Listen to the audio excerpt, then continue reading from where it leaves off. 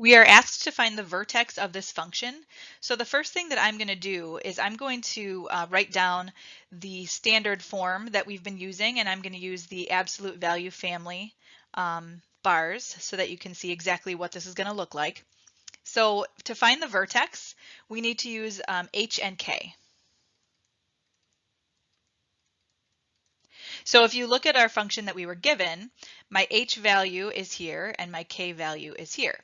Now the only tricky thing is that this negative that you can see right here, that does not go with the 5. That is coming from down here in the formula. So whenever we take our h value out of an equation, or anytime you put it back into an equation, you always have to change the sign. So that means my final answer for vertex is going to be positive 5, because remember that I'm switching the sign. And then for our k value, we do not have to switch the sign, so it's going to stay positive 3. We are asked to describe the transformations of this function from the parent function. This is from the cubic family, so the first thing I'm going to do is write out what the formula looks like for the cubic family. So there are several transformations that I can see here. I'm going to start with the first thing, which is our a value. So the a value is -2, and that tells me two pieces of information. The fact that it's negative tells me that this graph is going to be reflected. And then the 2 tells me that we have a vertical stretch. Remember that if your a value is bigger than 1, and I'm not talking about the negative, that's a separate thing, but the number 2, since that's bigger than 1, this graph is going to have a vertical stretch. So I'm going to write vertical stretch of 2. All right, that takes care of my a value. The next thing I want to focus on is my h value. Now this one is kind of tricky. H values are always going to be inside the parentheses with x, but the tricky part is that you have this negative sign, and that negative sign belongs to the formula, not to your h value. So that's why we always have to switch the sign of our h value. So this says x minus 4, but we know that minus 4 is actually going to get switched. What we're really talking about here is a positive 4, and that is going to move our graph to the right by 4 units. So I'm going to put the h underneath here so you can see what it was, and then I'm going to say that this graph is going to shift, it's going to shift to the right 4 units.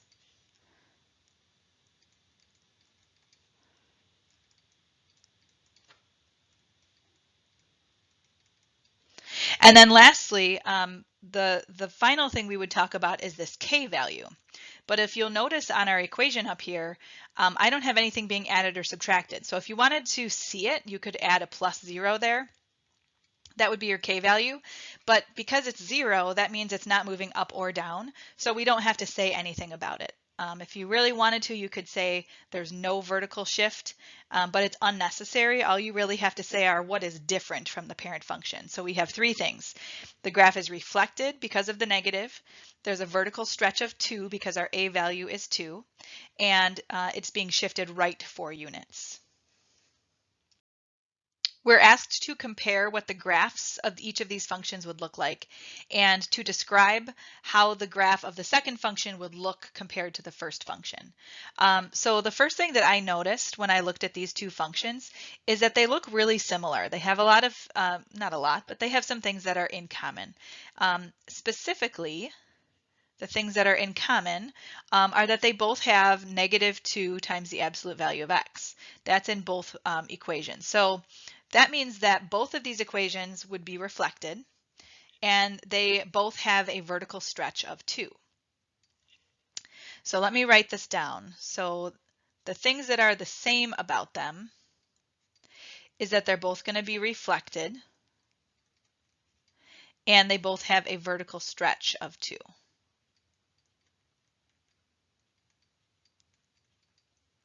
So this is the absolute value family. That means that this graph would look like a V.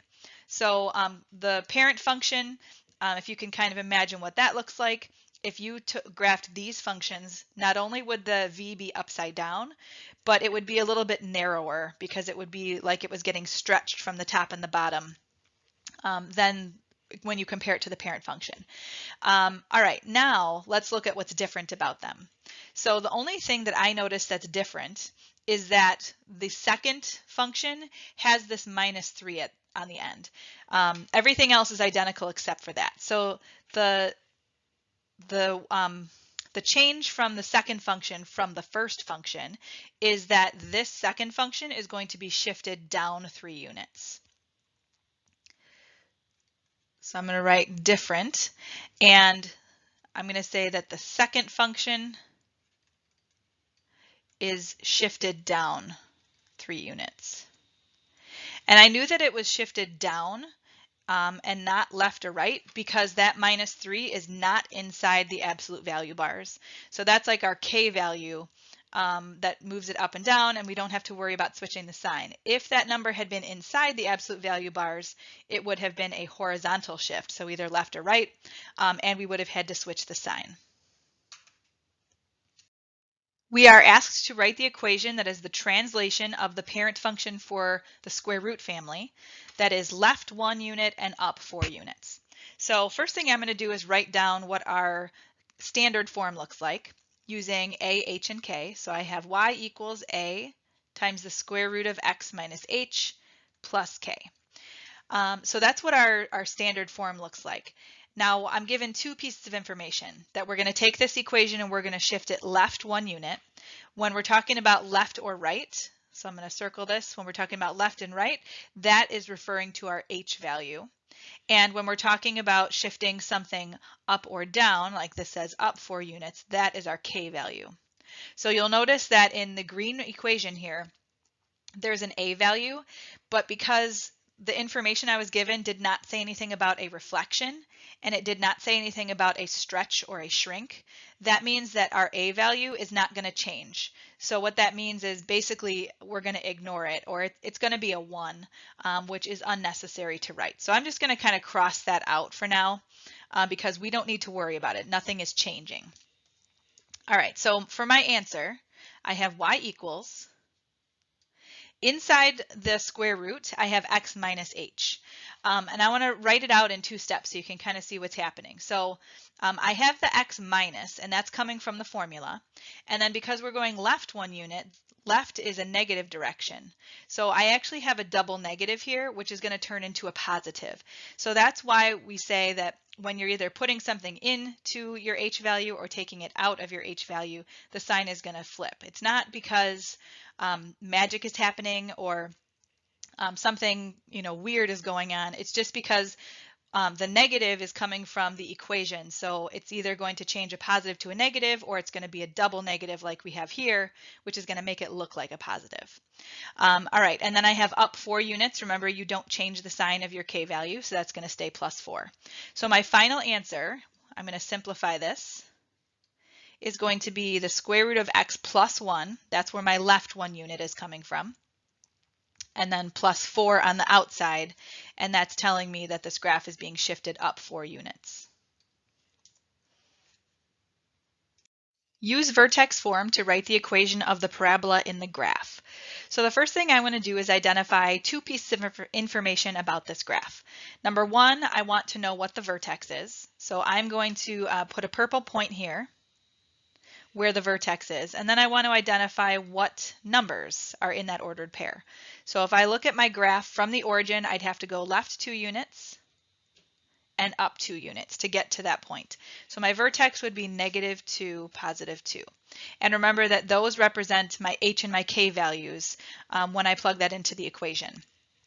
The next thing I want to pay attention to is what the a value of my function is. And in order to figure that out, I'm going to start at my vertex. I'm going to go right 1 box, and then I have to see how far up or down do I have to go until I get to my graph.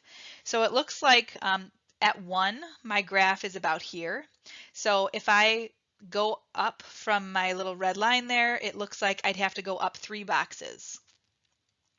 So that means my A value is 3. And that tells me two pieces of information. The fact that it's positive tells me that this graph is not reflected. If it was reflected, I would have to have gone down to get to my graph. And it also tells me that this graph has a vertical stretch of 3, which means that it's 3 times narrower than our parent function. So I now have everything that I need in order to write my equation. So I'm going to write out the standard form. And since this is a parabola, this is the quadratic family, I'm going to use parentheses and then put a square at the top there. So that's my function that I need to plug everything into. So I'm going to replace my a with this 3. So I'm going to have y equals 3. And then when I do my inside the parentheses, remember that we have to switch the sign. And I'm going to write it out in 2 steps so you can see what's happening here. So I have x minus, that's coming from my formula, and then my h value is -2. So you can see I have a double negative there, which means that I'm going to have to eventually simplify that and turn it into x plus 2. So it looks like the opposite sign. It's not because we really changed anything, it's just because we're simplifying that double negative. And then finally we have our k value, which is 2, positive 2, and that never gets switched. You always keep the same sign. So my final answer after I'm done simplifying is y equals my a value, which is 3. This is going to be x plus 2 squared, and then plus 2. So this right here is my final answer. So if I took this equation and I graphed it in a graphing calculator, it would look exactly like the graph that you see on the left. The point of inflection in a cubic function is hk. So I'm going to write down our little standard form here. So a times x minus h cubed plus k. And our point of inflection, which is what the question is asking, is always hk. So it's the same exact information that we would pull out of a quadratic or an absolute value function if we were asked for the vertex. It's just called something different because we are talking about a different family. So the h and the k values are here in our function. And the only thing we have to be careful about is that when we take out our h value, we have to flip the sign. Because what this really means, having x plus 2 cubed, really means that it was originally x minus -2 cubed. So that means our h value is actually -2. It just looks like a positive because of that double negative. So my h value is -2, and then my k value never switches signs. That one is -4. So -2, -4 would be my point of inflection. We have to write an equation if the quadratic parent function is translated right 4, down 1, and has a vertical stretch of 2. So the first thing I'm going to do is write out what our standard form looks like. So I have y equals a times x minus h squared plus k. Now I want to go through the information I was given and identify what variable we're going to plug it in for.